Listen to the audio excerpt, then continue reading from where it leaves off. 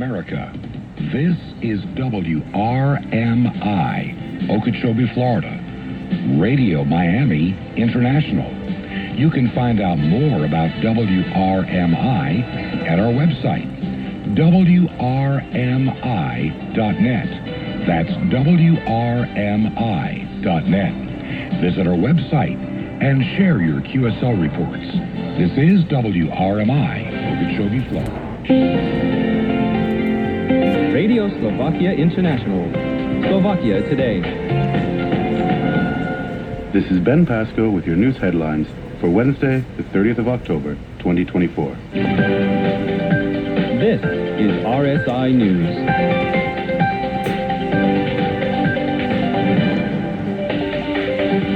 Adoption of the Declaration of the Slovak Nation commemorated.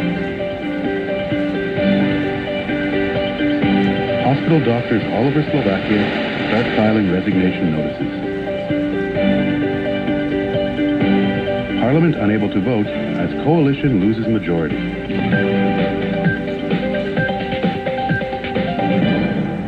On Wednesday, October the 30th, 106 years will have passed since the adoption of the Declaration of the Slovak Nation, also known as the Martin Declaration.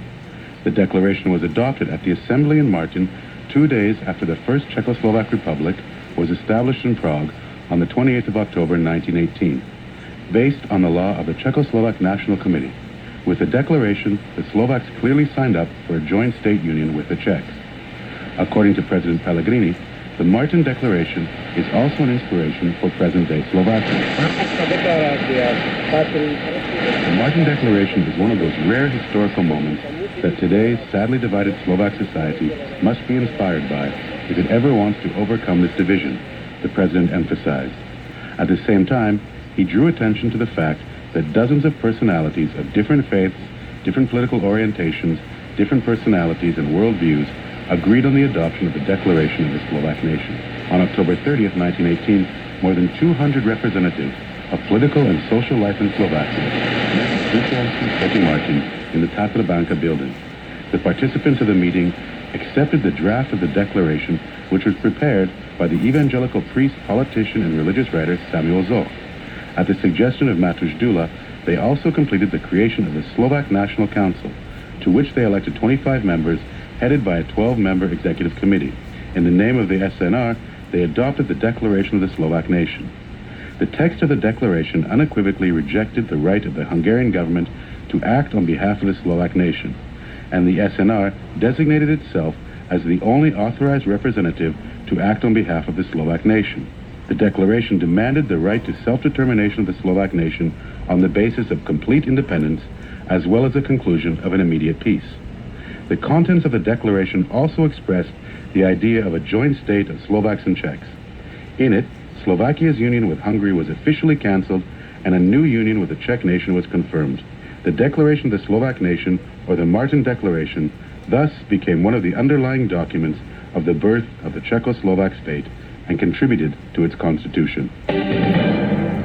Over 2,700 hospital doctors all over Slovakia started filing their resignation notices on Tuesday as a sign of their dissatisfaction with the situation in the healthcare sector.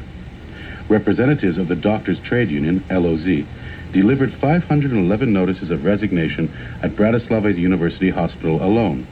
LOZ head Peter Vysolajski has called on the government to negotiate with the LOZ and to resolve the situation in the sector. At the same time, he called on other healthcare professionals to join the doctors' initiative. LOZ insists that the government should fulfill the points of a memorandum signed by the then cabinet with the trade union in 2022. We have no new demands. Today we are showing the same thing that we have shown 2 years ago and asking the government to take care of its citizens, said Vysolajski. I'm ready to continue the negotiations with the LOZ, Healthcare Minister Kamil Sachko stated at a press conference on Tuesday, adding that together with the trade unionists, he wants to develop a specific, measurable plan to improve the healthcare system. However, the minister stressed that he could no longer influence the compromise offered last time on the issue of salary conditions, pointing out that he's preparing for all scenarios in relation to the doctors' resignation notices. He has convened a meeting with all hospital directors for Wednesday, October the 30th. The minister pointed out that the only concession he had asked the unionists to make was to accept a compromise on the issue of their salary increases. As not enough MPs presented themselves for voting in Parliament on Tuesday morning, Parliament was unable to vote on the no-confidence motions in Culture Minister Martina Šimkovičová and Justice Minister Boris Susko. Parliamentary Vice Chair Petr Žiga therefore suspended the session until 2 p.m., when the House would try to vote again. Attempts to vote again at 2 p.m. and 5 p.m. were also unsuccessful, as Parliament was still inquorate. They hope to be able to resume voting on Wednesday, October the 30th.